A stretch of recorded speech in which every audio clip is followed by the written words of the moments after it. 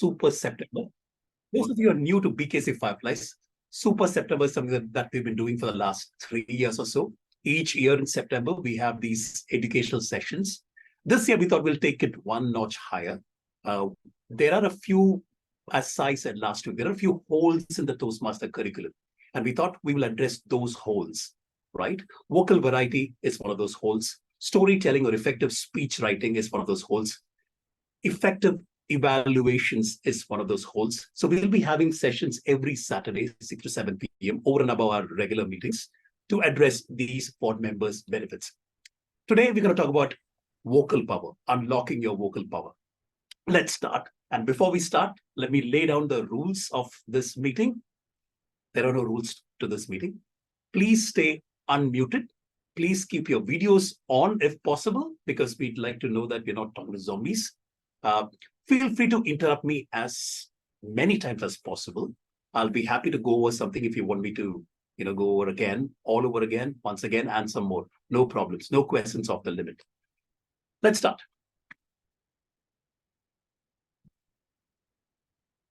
Let's start with the very basics. What is voice? Go ahead, unmute and tell me, what do you think is voice? The physical voice is the voice that comes out of your body and reaches the other person's ear. But I think voice also stands for your style of communicating. Your style of communicating, the sound that you produce. All right. Any other answers? Any other interpretations? Sound vibrations that come from a transmitter receiver. As an electronic student, I will say that. Okay. We have the techie in the room giving a very tech-driven answer. Anybody else with a different answer? It's a thought. Whether I deliver it or not is a different thing, but voice is like every thought that comes in my mind. You have an inner voice and an outer voice. It's every single thought that comes to your mind. When we talk about voice in terms of speaking, public speaking, it's this sound that you produce.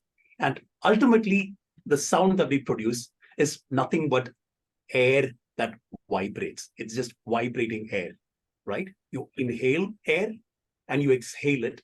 When you exhale it, when it passes through your vocal cords, they vibrate. And that's what gives each of us that unique signature sound that we have. That's how we know that there is Miss Radio Voice, Joanne Joseph in the room, or there is the other radio voice, Cynthia in the room, because they all have these signature voices. Now, how many of you love your voices?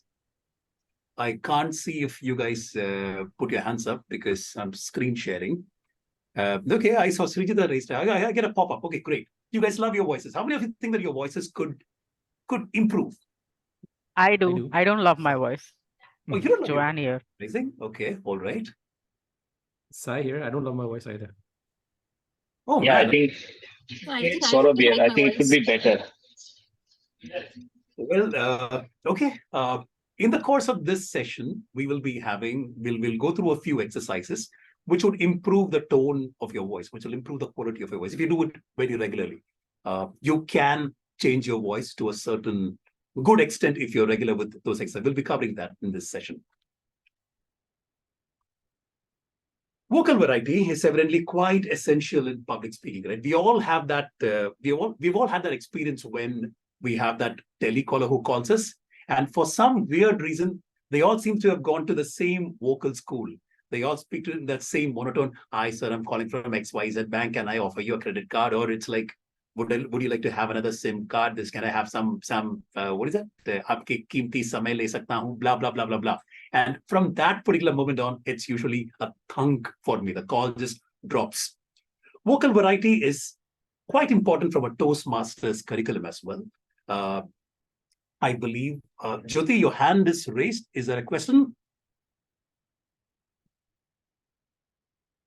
Jyoti Meena? Okay, I don't know whether she put her hand up. No, there's no question. Okay, all right. Good to see you, Jyoti. We have in, I think, level 1, there is introduction to vocal variety and body language. Vocal variety is also, I believe, one of the electives that you get to do in your level 3. And I urge all of you to do that vocal variety elective. Come what may, don't miss it. And if possible, attempt it 2-3 times to kind of develop this skill of yours. Vocal variety is also very important when it comes from a contesting perspective. As you can see from the judges' ballot, the international speech contest and the humorous speech contest, the ballot is almost identical. 10% of the overall marks is for vocal variety. Table topics, 15 marks are for vocal variety. Evaluation speech, 0, because in evaluation, you're evaluating somebody else's vocal variety. What is vocal variety? Let's address the elephant in the room. Any answers? What do you think is vocal variety?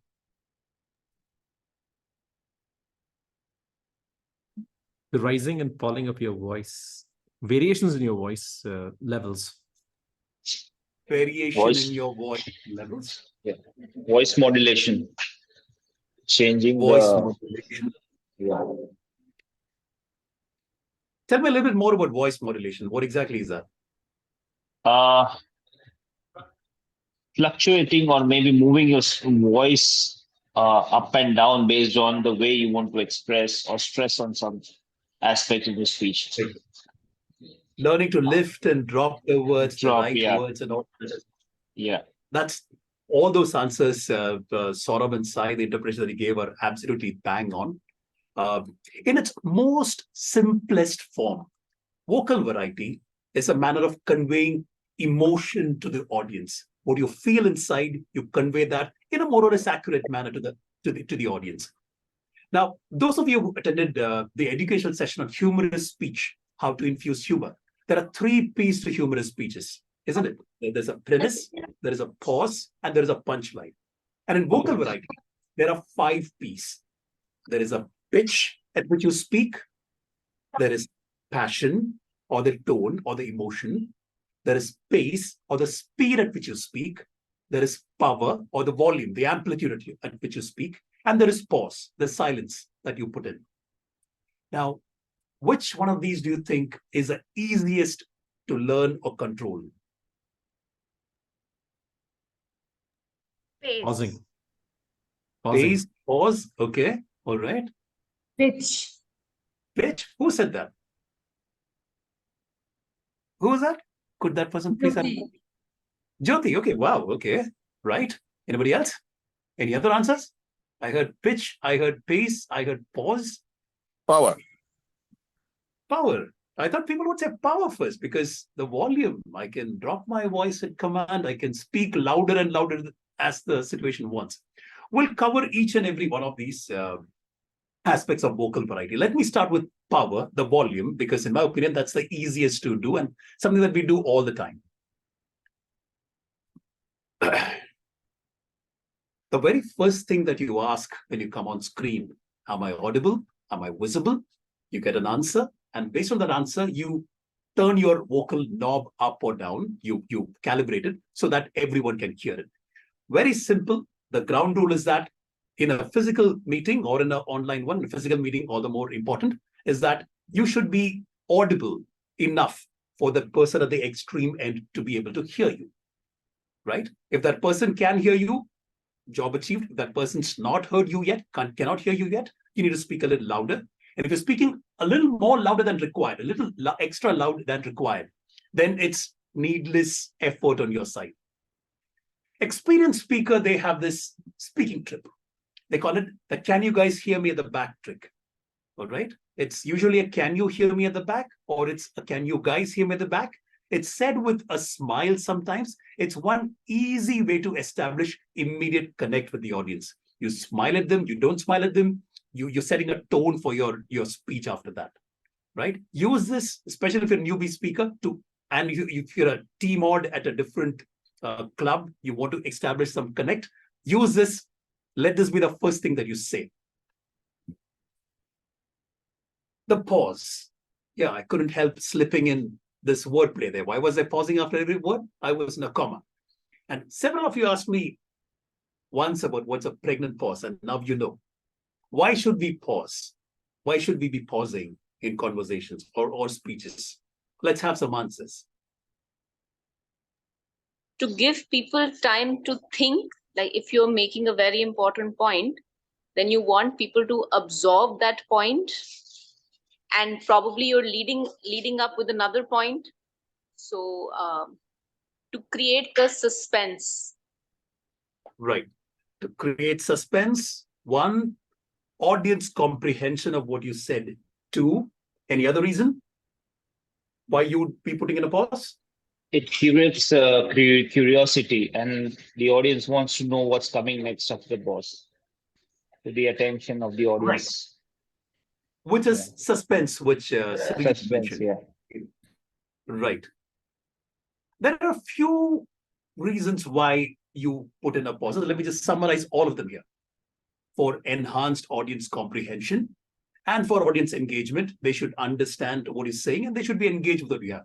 There are strategic pauses to emphasize stuff, right? They say that you can pause before you say something important and pause after you say something important. So that, Sai, could you just help with the people entering the rooms?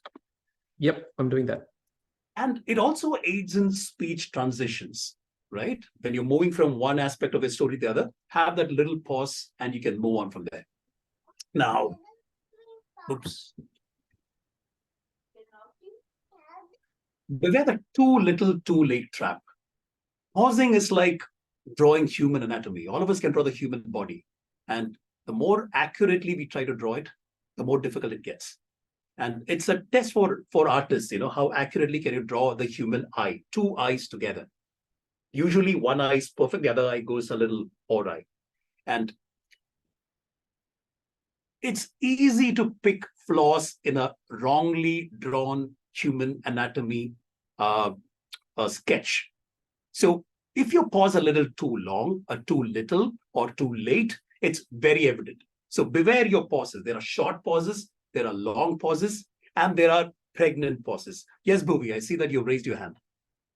So one point actually that just occurred to me while you were speaking is that we are looking at the pauses from the perspective of the audience, but a pause, especially if you are a little jittery, it can give you time to kind of center yourself. Rumble. Yes.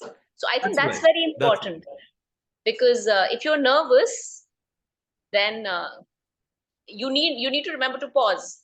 So I, for example, I speak too much when I'm nervous, but I think a pause would help me more.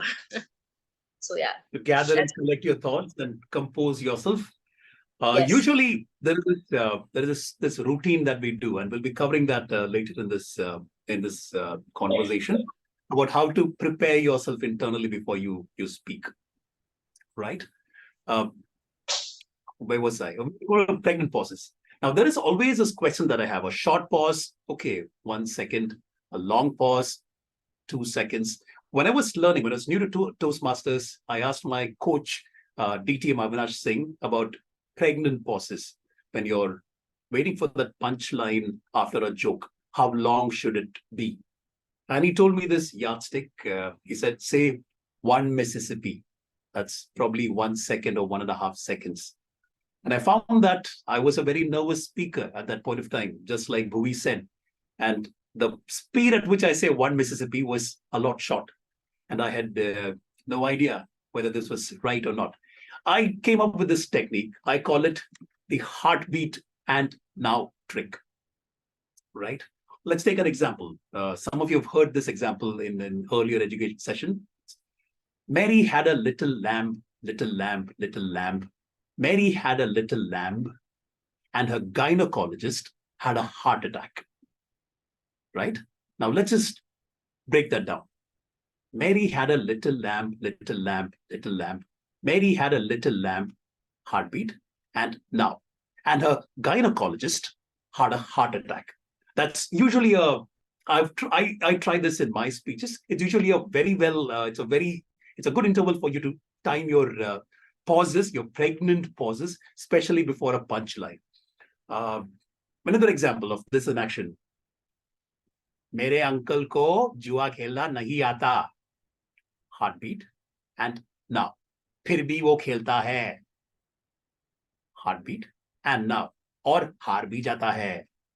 Right? This is a very effective tool if you once you gain that control over your heartbeat and now the words and then go with the punchline.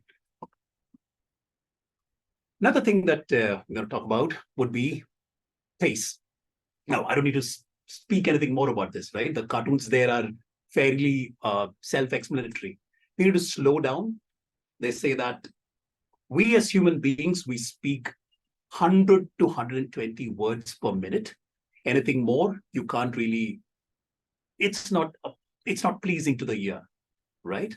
Therefore, when you write your speeches, you have 7 minutes to speak in Toastmasters speeches. Ensure that your speech count, the word count, is maybe 700 or 750 to 900 words long.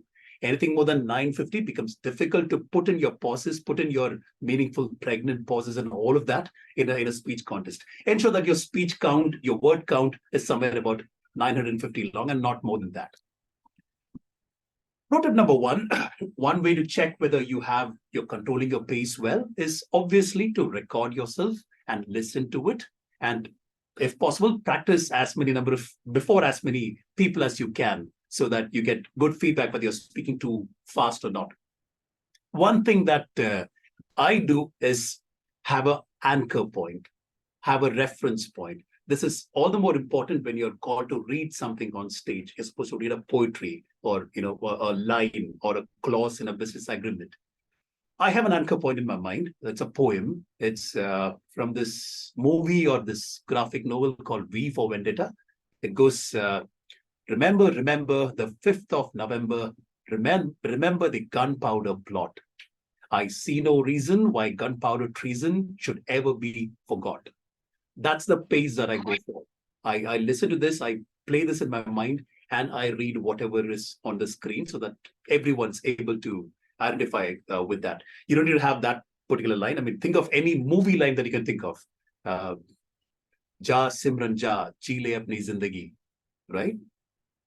Go for that pause, go for that pace, and you would be audible and everyone would be able to appreciate and understand what he's saying. Okay. Can anyone tell me about this picture? What's interesting about this?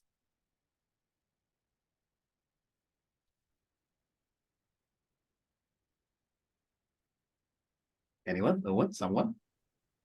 It's made up of words. It's made up of words, indeed, because a picture is worth 1,000 words. And I would say that nowadays we have, the attention span of a goldfish. Just give me 1 second, guys. Something weird is happening on my screen. Hold on.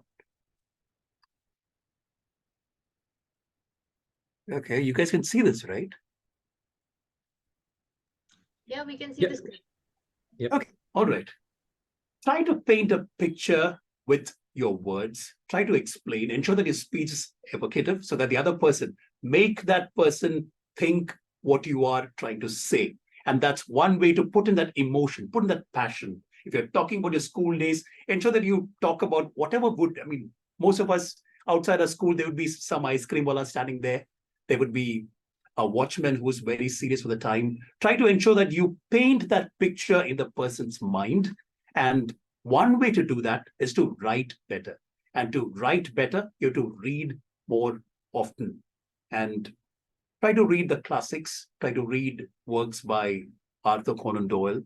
When it comes to humorous speeches or international speech contests, one author that I love reading is a chap called Robert Fulghum. He's written this book called All I Ever Needed to Learn, I Learned in Kindergarten. And it's full of essays, it's full of blogs, and he paints a picture with his words. It could be anything. It's about the pleasure of having a midnight snack, how some of the randomest midnight snacks that we cook would taste at that point of time much better than what a Michelin star chef would be cooking for you, right? Try to paint that picture in your speech, and the emotion will come through, the passion will come through, and the tone that the ideal tone that you want to convey will come through. Yes, Joanne. Yeah. So I get your point of reading and writing perfectly, like better, so that we can paint that picture. But what are the elements in a voice that I have to think about when you're talking about passion? Because I'll tell you why. Sometimes I see this speech where the speaker is like very overpowering, like screaming on top of their voices, and very dramatic. And it comes out as Right. passionate for many people, but I sometimes feel it's too much. So, what is too much, and how do you modulate passion with voice? Can you give us some tips on that? It's, again, this is something which is one man's freedom fighter is another man's terrorist, right? You would know where exactly to draw the line only when you practice enough and more. Someone would need to tell you, your evaluator, your mentor, or your target audience would need to tell you that you're over the top. Depends on the story. I think there was a lot of controversy with this time's WCPS, the World Champion of Public Speaking, that she was overdoing the theatrics piece. Now, it happened at that level. It could happen at any level. The problem with the right amount, it's like drawing human anatomy. You know that you got it wrong, but you can't tell it whether you got it right, what to do to get it right. It's something that you can do only by practice, and more practice until you get the tone right. I can't answer that question any better, but that's how you do it. You need to practice before people who will tell you that whether you're overdoing it or whether you're right on the spot.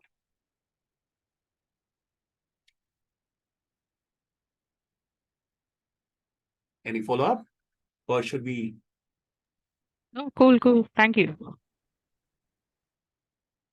The most difficult part of vocal variety to explain is the pitch. Now, they say that all of us, there is a common fallacy that deep voices sound best. And it's absolutely incorrect.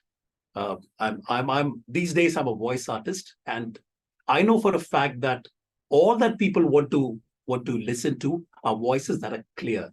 They should be clearly articulated. Anyone should understand what they're trying to say. You don't need to have a deep voice, right? You don't need to sound like Amitabh Bachchan. If that was the case, then every single ad on TV would be voiced by him. Anyone can have a good voice. Anyone can have good articulation. Anyone can have good diction, and anyone can speak well.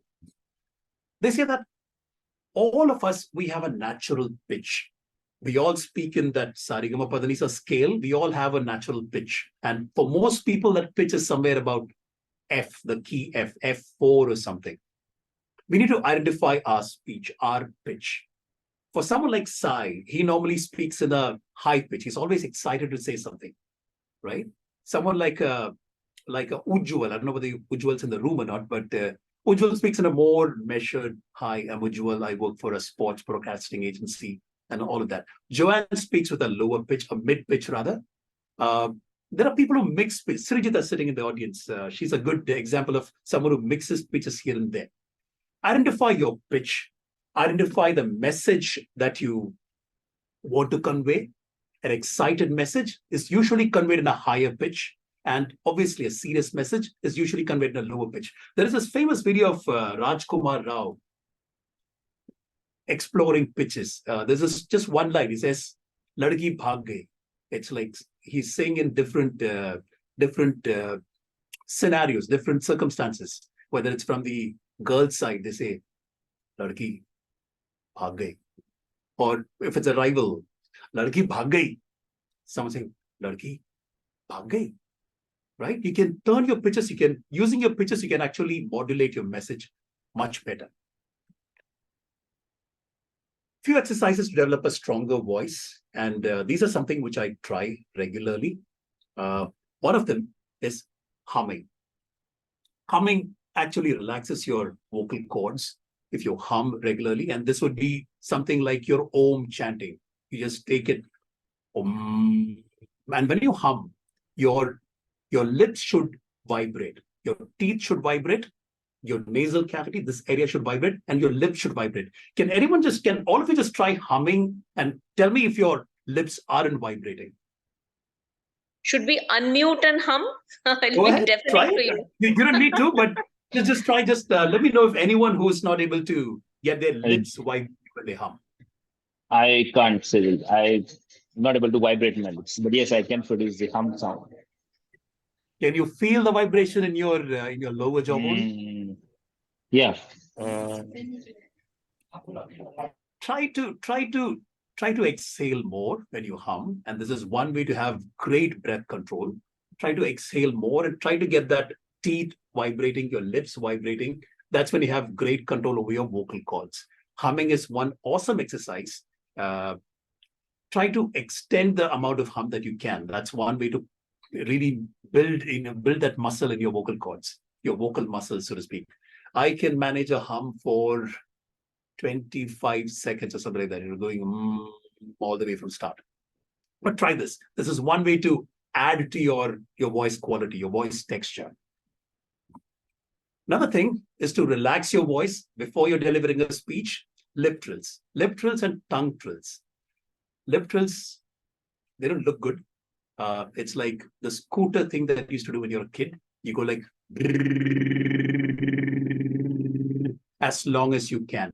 It's a very good way to relax your vocal cords so that you have your best voice, your stentorian voice coming out when you speak. Tongue trills, similar to what the lip trills are. It's you go. These are tried and tested exercises to improve your vocal quality. Try this for 1 week. And if you don't find any change in your voice, come back to me. I'll check whether you're doing it right or not. It takes about a couple of months for you to actually have a meaningful change in the pitch that you speak. But these are very good exercises. I have tried them. And these are tried and tested the world over. Another thing, diaphragmatic breathing, also called as tummy breathing, stomach breathing, the right way to breathe. All of us breathe from our chest, all right? But when you take a deep breath so that your tummy fills out, you're holding so much more air inside. And like we said, voice is nothing but vibrated air. The more air you have inside, the more air you can exhale, and the more words, the longer sentences that you can cover in that one breath. Try diaphragmatic breathing. We've forgotten this the skill. Babies do it well. You can see the tummies rise up and fall down. Try this. It's one great way to, again, develop your voice. Cyril, just a question. How long, Yep. when do you do these exercises? How long do you do the diaphragmatic breathing? Do we do it daily? Do we do it early morning? I would urge you to do it daily. I would urge you to do it if you're preparing for a long speech. I mean, I need to do it at least thrice a day, morning, afternoon, and evening, because I'm recording at all hours of the day. You need to do this daily at least once. Do it at least for 12 reps. Humming, at least for 12 reps. And try to cross the 20-second mark. Try to near the 35-second mark. Right? Without preparation, I can hit 25 seconds. With some preparation, I can hit 35 to 40 seconds. So try to cross 20. Maybe difficult initially, but try to cross 20. And ensure that your lips are vibrating. Otherwise, you're just kind of, just a lazy exercise. Ensure that you're really vibrating your lips, vibrating your entire vocal region. Warm up. Ensure that you're loose before your major speech contest. For me, before every single speech contest, I've done jumping jacks, whether it's behind in my hotel room or whether it is if it's online, the camera is off and I'm really warming up here. And so that when the energy flows, and when the energy flows, it shows the right emotion, the right pitch, the right tone, the right energy, everything comes through. So warm up before you speak, and it really helps to bring down your tension. One thing that I do is, they say that breathing in from one nostril and leaving from the other nostril, it actually calms down your heart rate. So if you're too nervous before anything at all, try that, and it really works. It actually, at least in my case, it distracts me from my main worry that I'm usually in my element after that. Some more speaking tips for vocal variety. If you've ever delivered a speech at BKC Fireflies and you've done it sitting down, chances are your evaluator would have said, stand up and deliver that speech. It's a recommendation. And what you guys don't know, that it's not a recommendation. It's actually a lash at you, saying that, why can't you guys just stand up and deliver your speech? Because when you stand up, you're actually loosening your entire muscles. You're giving yourself a lot more room. You're giving your vocal muscles a lot more room to expand and contract. And there's a lot more energy that you can come up. So stand up and deliver your speech all the time. The SSSS rule, or the snake rule, or the stop, stare, smile, and speak rule. This is one good way to ensure that the audience have no idea of what you're going to do. You're just standing there for those 2 seconds. Stop. You stare back at them. You stare at the end of the room where they are. And heartbeat. And now smile. And then you start speaking. This is a very good way, especially before table topic contests, for you to compose your thoughts and then attack. It's a very good way, especially if you've got a very powerful message coming up in your speech. Absorb the stage, be in the moment, stop, stare, smile, and deliver your speech. The audience would love you for this. There's a little nuances that you can use to ensure that your speech stands out. Key. I need to thank Toastmaster Deepa from Speech Weavers Toastmasters to help me with this term. Keying would be putting in that emphasis on those certain words. This is my pen. This is my pen, which means this is my pen. That's not my pen. This is my pen. This is my pen. This is my pen, right? That's called keying. You can use keying effectively to ensure that the audience attention is directed to that particular word. I think I've shared a couple of my speech drafts with some of my mentees. I ensure that whenever there is a key word there, I normally put it in caps, underline, and all of that. I'll be happy to share some of the speech drafts so that you can see how to actually cue these things, have your vocal cues in your speech drafts so that you can apply some of the vocal variety tips and tricks and techniques when you speak. Another important thing is speech writing, right? Let me give you an example. Bhuvi, you're in the room, right? Can you do this? Yes, definitely. Awesome. There's a passage on screen. I'm going to read the first paragraph, and I'm going to ask Bhuvi to read the next paragraph. This sentence has 5 words. Here are 5 more words. 5-word sentences are fine, but several together become monotonous. Listen to what is happening. The writing is getting boring. The sound of it drones. It's like a stuck record. The ear demands more variety. Now Over to you, listen. Bhuvi. Okay. Now listen. I vary the sentence length and I create music. Music. The writing sings. It has a pleasant rhythm, a lilt, a harmony. I use short sentences and I use sentences of medium length. And sometimes when I'm certain the reader is rested, I will engage him with the sentence of considerable length. A sentence that burns with energy and builds with all the impetus of a crescendo. The roll of the drums, the crash of the cymbals, the sounds that say, listen to this, it is important. So, write with a combination of short, medium, and long sentences. Create a sound that pleases the reader's ear. Don't just write words, write music. Yeah. I just sent this paragraph to Bhuvi a minute before the call started, the session started. I told her that she needs to read the second part. Now, this is something really, really essential, something that we forget. A very good way to introduce vocal variety is to vary the number of sentences that you have. Think about the detective novels that you've read. They have short sentences like, it was dark and silent. I stepped into the room. There was no light. I looked for the light bulb. Yeah, you're varying your words, and just because you're varying your words, you're reading them out in different tone, different pace. It's a shortcut way to ensure that there is vocal variety, rather than having, my name is Cyril, I come from so and so town, I have blah blah blah blah blah, all of that. I guess that's what I had. Okay, by the way, this is from Gary Provost. It's from 100 Ways to Improve Your Writing. It's a great book. I would urge you guys to try that book sometime. I guess that's what I had to present. Questions, answers, conversation, anything in between, anything you want me to go back and cover, then yes, I can. Yes, Rajiv. Let me see you there. There you go. Yeah. The first question is like, some of my mentees always complain when we ask them like, please increase your volume. Basically, like let's say we have a crowd of 25 people and they fairly believe that they only have this volume up to 20 people. So how will the humming and all those exercises help? or a natural speaker, they doesn't have that volume, it's always recommended that they use mic rather than just trying to ask the voice. That's the best. Nowadays, thankfully we have the mic so that you don't need to really worry about the volume that you have. But then humming really helps.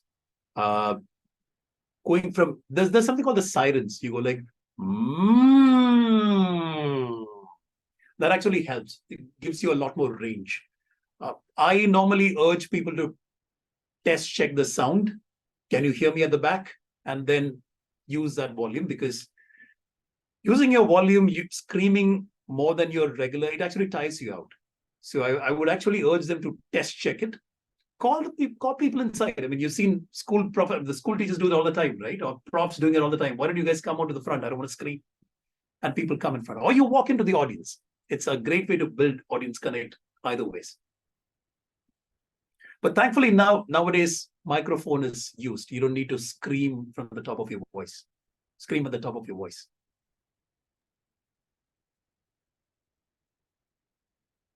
Yes, Joanne.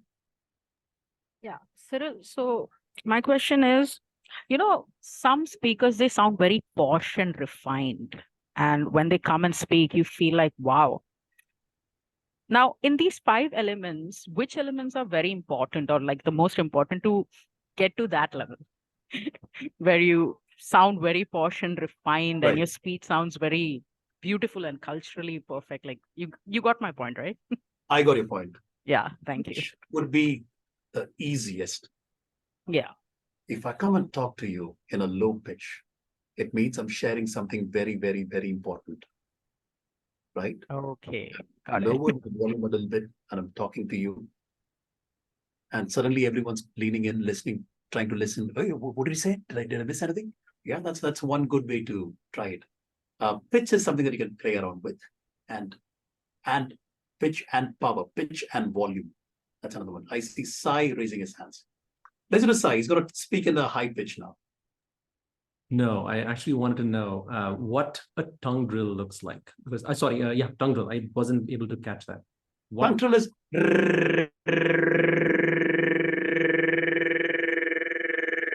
I can go on. Yeah. All right. Yeah. That's a very effective exercise, by the way.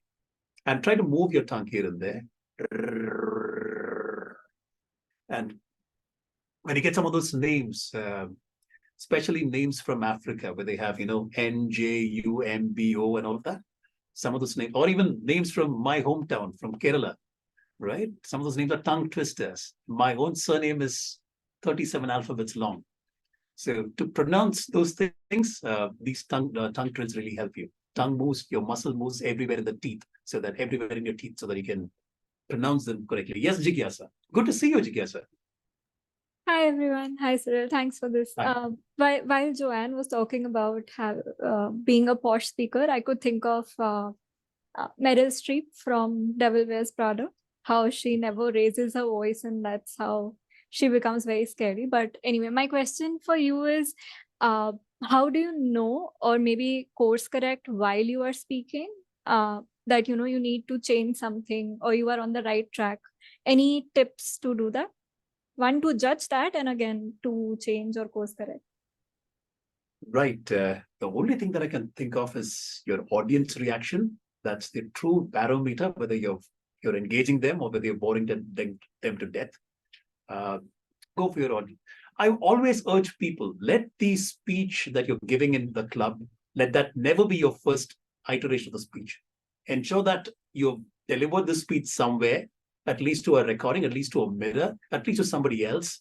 Take that feedback. There is something called Udly in Toastmasters, the artificial intelligence thing that you can speak to. It gives you feedback. Toastmasters Sai has got this software. It's like a dictation software. You speak and it transcribes.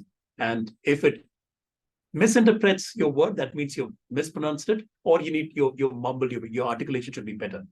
All right. So that's something that you can't. It's difficult to course correct when you're speaking, because there's a lot of material that's already in your head that you need to deliver. You're trying to think of all of that. And then it's very evident that your pace is thrown aside. I'm not saying that you can't do it. You can do it. But sometimes it's a little The audience will say, "Ha, ye kya kar gaya hai?" Prepare more.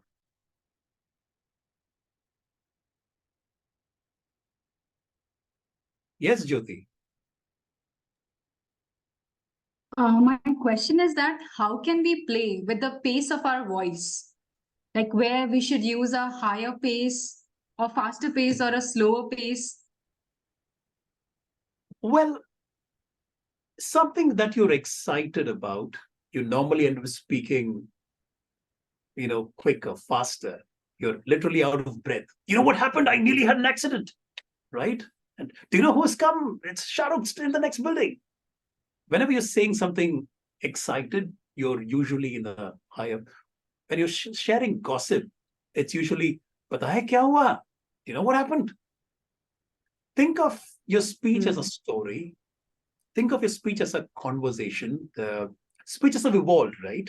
There was a time in the 1940s, 1950s, 1960s, speeches followed a certain pattern. Now we stand at a deciding hour. When we do this, we do that. I stand before you, blah, blah, blah, blah, blah. Nowadays, it's a conversational tone. Even in voiceovers, it's conversational tone. It's not the announcer tone. But, oh man, Sai, that's an Iron Man with you. Great. Right. So try to be conversational. Think of your stories as, think of your speeches as stories. And Sneha Sharma is in the room. She's going to be taking this session on storytelling next week.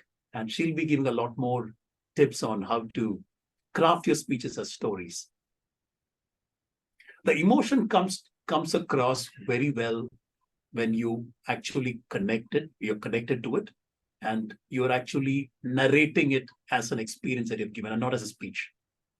We make the mistake of we come from the generation when we've heard all these memorable speeches, and we try to make our speeches artificially in tune with those frequencies.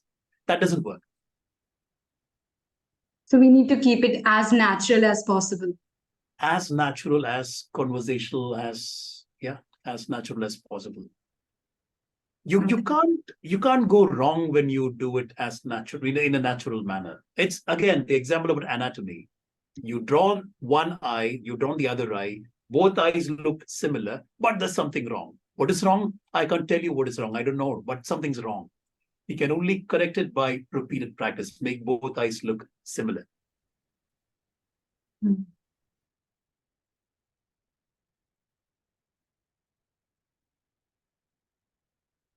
Sneha Sharma is Dr. Professor Toastmaster Sneha Sharma. She was ISC runner-up at Eloquence alongside. Was glad to stand on stage. She's a voiceover artist too. Sneha, feel free to chip in with whatever tips that you have. Anything that I would have missed, which would be essential, feel free to chip in. Thank you, Cyril. Yes, I would. By far, I'm just loving to listen to your speech and expanding my knowledge of vocal variety. Unlikely, but yeah, thank you.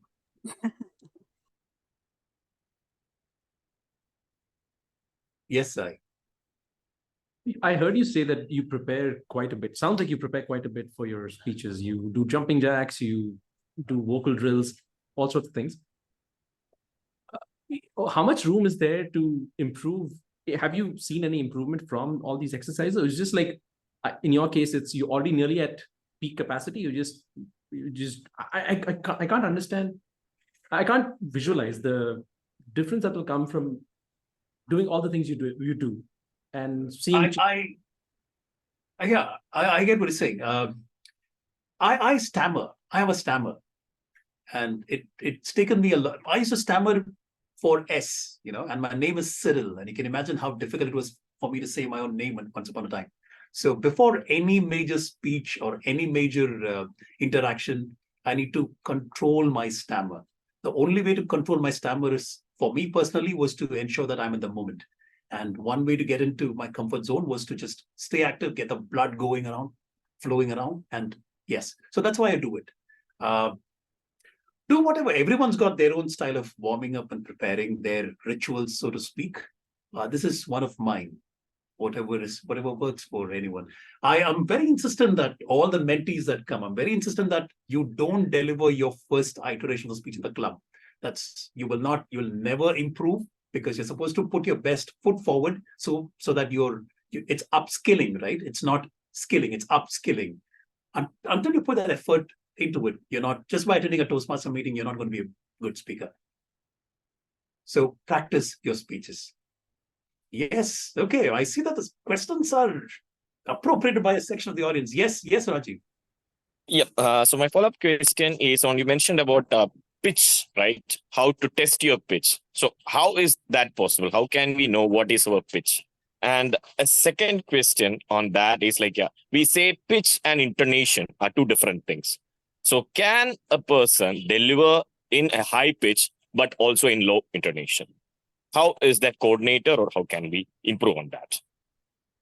Very difficult to deliver in a high pitch and a low tone. When I say tone, it's about the energy, right? And pitch, it kind of matches with it.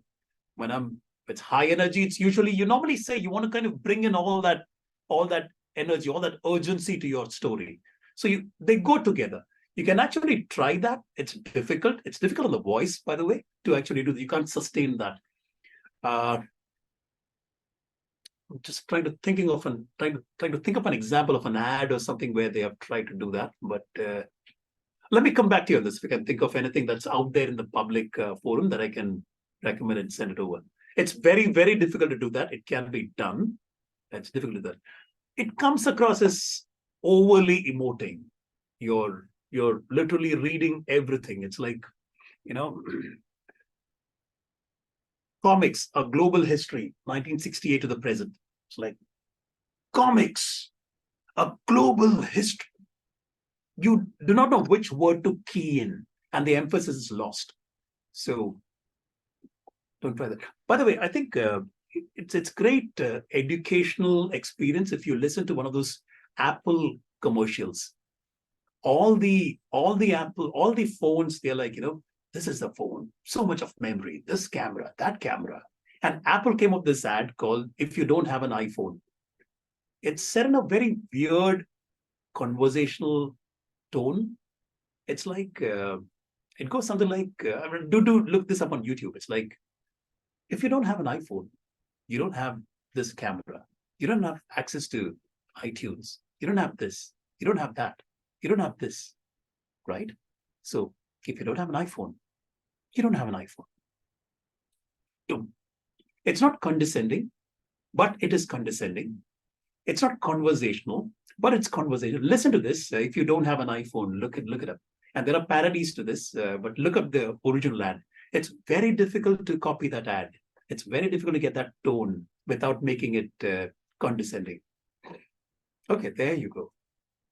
Sai is a resident AI in PKC Fireflies, by the way. May I ask a question? Right. Yeah. Now, it's like, what sound was that? Slightly digressing, there are times when we are maybe storytelling or narrating an anecdote in a speech, and we have to bring in another person, another character. And sometimes we need a voice that is different from ours. Now, can we have like a couple of tips on how to do that? All right. I attempted this in my humorous speeches. Now, one thing that all of us should remember is, in any speech where you're narrating a story, there are at least two voices. One is a narrator voice. You're setting the scene. All right. There is a conversational voice. In one of my early humorous speeches, the 2021 winning speech, there was my voice, there was a variety of voices. And one of the voices that people remember was, there was this army commander who says, "Come on, stand up and do it." So one way to bring in effectiveness is to ensure that the other voice that you're using is completely contrasting, so that people make that, it's really evident that there is someone else coming in. It's speaking a different tone. Whenever it's someone senior, it's usually with a lower tone. Whenever it's someone junior, they are excited, or a peer is excited. Change your vocal texture a bit. You can always pull in a deeper voice, and you can try that. It's not that difficult, but ensure that one mistake that I see people doing is that they forget that there is a narrator voice. Everything is a conversational voice. If you listen to Audible, there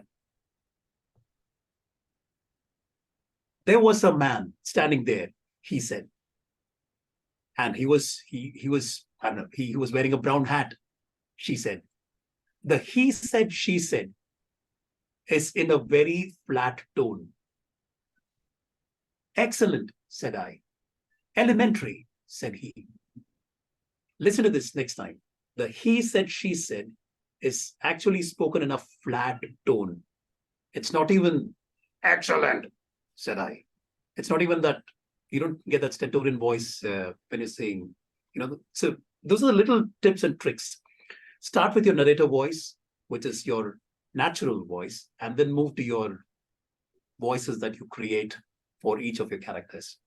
It's difficult to do more than 4 voices because more characters, more variety, and in 7 minutes, you really can't fit in all of that. So do try that. I'll send you a link to that speech that I mentioned, Srijit. I think it may kind of give you a little bit of idea, but yeah, lots of self-promotion happening here, but yeah. Yes, I. Following up on what Srijita said, maybe lots of male speakers do this also, but I've noticed a lot of women speakers, when they have to narrate the voice of a man, they end up sounding really fake. I mean, maybe because I'm a man, it's obvious to me that it's not the voice, this is not how men speak or whatever it is. But what advice would you have? And I'm speaking purely from a curiosity, like an intellectual curiosity point of view, because I'm not a woman, so I don't know. What voice, Right. or what do you recommend for women to deliver the voice of a man in their speeches? Thanks.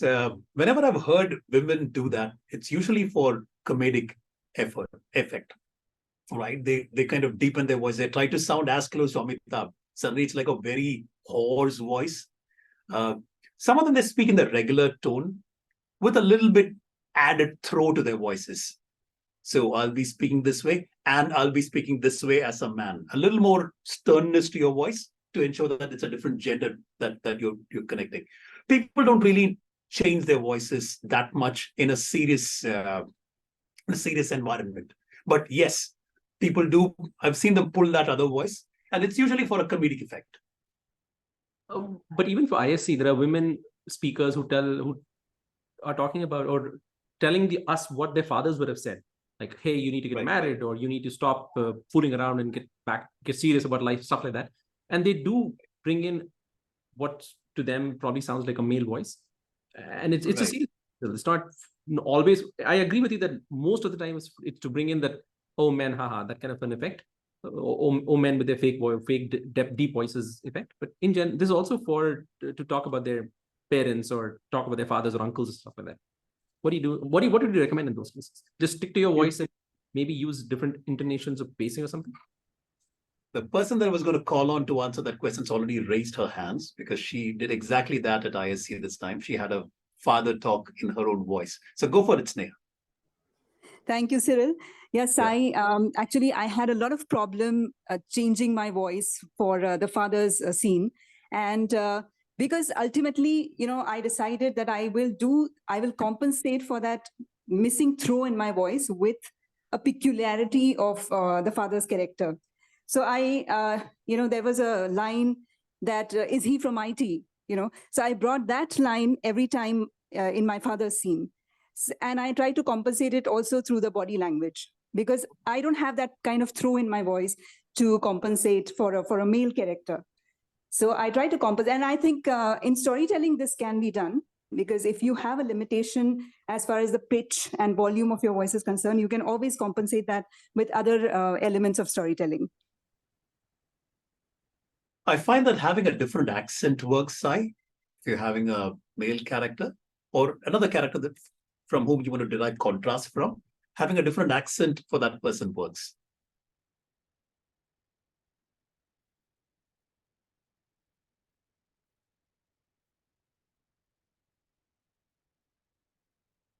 Right. Rashmi, Meher, Sandhya, Amit, Sneha, Niyamat.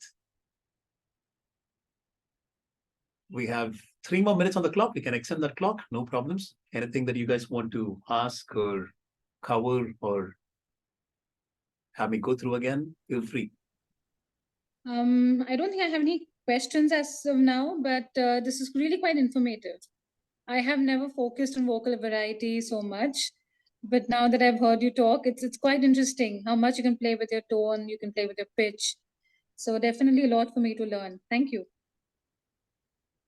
Was would-be Dr. Professor Niyamat. Soon enough, Speaking- soon enough. Soon enough. Yeah, yes. Yeah, there are several professors in the room, doctors in the room too. And all of them PhDs, none of them medical.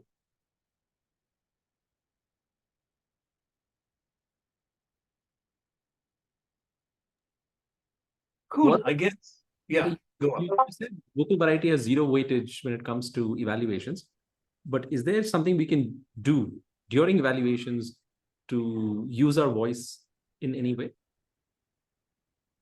Evaluations, from whatever I've seen, try to use a calming voice. The guest speaker may or may not be a great speaker.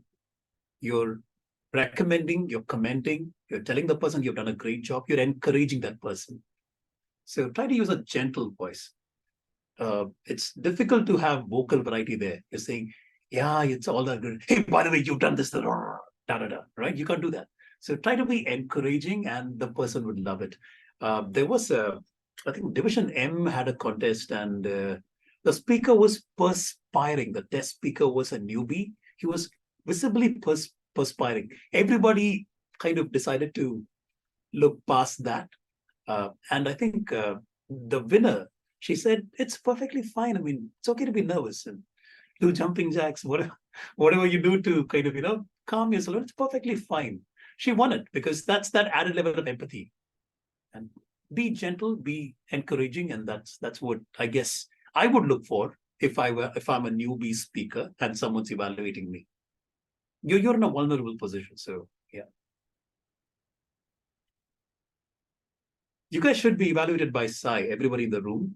He gives some, we kind of ask people, do you want the regular CRC method or do you want the RRR method, the big boy method, so to speak? And Sai gives great evaluations on both. And we recommend that you guys go for the RRR method so that you know exactly where you stand. I call it the size style. I just got dinged for it by Joanne. I was smiling for Like- that reason. Like just before this, we were talking about evaluation or something, and then he said, give me a candid feedback. I said, yeah, I'll give you a size style feedback now. So that's Yeah. my name. I'm not kidding. That's now how I say, like, do you want a CRC method or do you want size style evaluation? So actually, Sai also means knife in Japan, Mhm. Sai, katana. Perfect. Yes. Kaat ke rakh deta hai. Perfect. It's not like that at all, Joanne. Come on, dude. I've heard you, Sai. I've heard you. So Joanne speaks in a low pitch. Even when she says, I've heard you, Sai, I've heard you, it's always a low pitch. It's a threat But to me. it's Some level, I'm like, oh shit, I should not be in the room with Joanne. anymore. There you go. It's a high pitch. Right, yeah. Cool. If there's nothing, we can call it a day. If there's anything that you guys, by the way, this entire material was put up literally last night. I'm a dad of 2 kids, and the younger kid is 3 months old as on date. It is difficult to do all of this.